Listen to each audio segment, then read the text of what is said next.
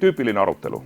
Mul on mingid tulemused ja ma tahan näidata, mis nende tulpade juures peaks auditoorium, mida kuulajad peaksid eriti tähelepanelikult vaatama.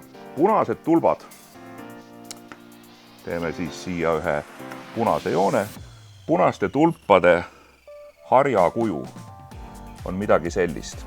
Siniste tulpade harjakuju on hoopis teissugune. Nii, siin üks on erand. Ja see on see, mida ma tahan esile tõsta. Nüüd ma olen siis selle jutu ära rääkinud. Kõik on selle teada saada. Aga kuhu ta jääb? Kas ta jääb minu mällu? Ei, salvestan ta ära. Kuupäeva paneb Flip automaatselt juurde. Aga igaks juhuks 27. oktoober 2022. Ja mis mulle väga meeldib, võtan siit lahti e-maili,